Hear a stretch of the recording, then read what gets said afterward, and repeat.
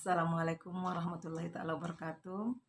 Baiklah anak-anak kami sekalian, hari ini kita belajar bahasa Indonesia di minggu ke-10. Di minggu 10 ini kita sudah memasuki bab ketiga, yaitu mengenai cerpen, cerita pendek. Pada minggu-minggu yang lalu kita telah belajar mengenai laporan percobaan dan pidato persuasif. Di minggu ini belajar cerpen, yaitu mengidentifikasi unsur-unsur pembangun dalam sebuah cerpen. Tujuan pembelajaran kita pada kali ini yaitu siswa dapat mengidentifikasi unsur-unsur pembangun dalam sebuah cerpen.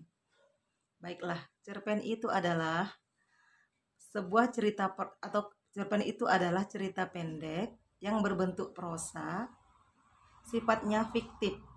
Kalau yang namanya fiktif itu adalah cerita rekaan atau cerita imajinasi yang sifatnya tidak benar-benar terjadi, hanya berupa hayalan si pengarang. Mengucapkan satu perhatian pada satu tokoh utama dalam satu situasi.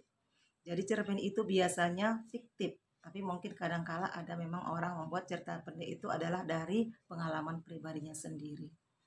Berarti non fiktif. Jadi cerpen ini unsur-unsur pembangun yang ada di dalamnya yaitu yang pertama tema. Tema yaitu adalah gagasan pokok yang mendasari sebuah cerita.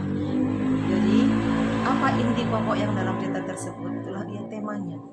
Yang kedua, alur. Alur itu adalah jalan cerita atau bahasa ilmiahnya itu point of view. Yaitu alur terdiri dari 3. Alur maju, yaitu alur yang dimulai dari tahap perkenalan sampai ke terakhir itu tahap penyelesaian. Ceritanya maju terus. Lalu kedua, ada namanya alur mundur atau flashback. Alur mundur itu adalah cerita dimulai dari penyelesaian menuju kepada tahap awal. Pada alur mundur ini juga ada terjadi dalam cerita, yaitu katakan film Rahasia Ilahi. Itu seringkali Ibu lihat menggunakan alur mundur. Yaitu yang diawali dengan cerita tokoh utamanya meninggal. Ketika tokoh utamanya meninggal ini mau dimakamkan, banyak kejadian terjadi. Mulai dari jenazahnya yang sangat berat sulit untuk diangkat sampai ketika ingin masukkan ke liang lahat tidak muat ataupun ada belatung dan lain sebagainya.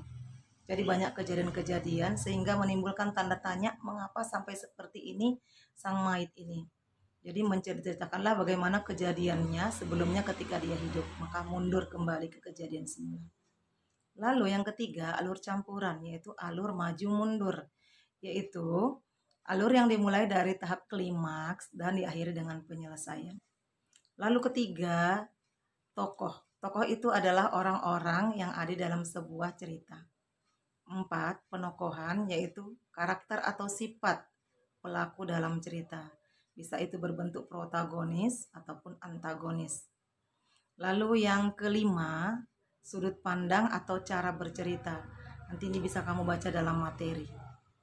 Lalu keenam ada namanya amanat. Amanat itu adalah pesan yang disampaikan oleh pengarang kepada pembaca atau pendengar secara tersirat.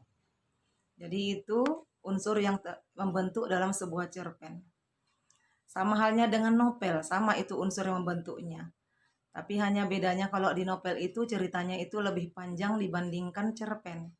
Kalau cerpen itu satu tokoh utama, novel itu bisa 2 atau lebih. Kalau cerpen itu satu kejadian, novel bisa 2 atau beberapa kejadian. Dan ceritanya itu lebih panjang.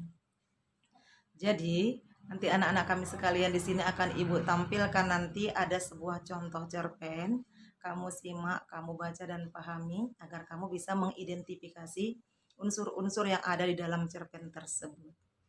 Nanti materi ini, Nak, coba dicatat dulu dalam buku catatannya. Materi itu tidak usah pala dikirim, yang kamu kirim adalah cukup tugas yang kamu kirim kepada guru masing-masing. Tapi materi tetap dicatat. Oke, mungkin sampai di sini pembelajaran kita. Assalamualaikum warahmatullahi wabarakatuh.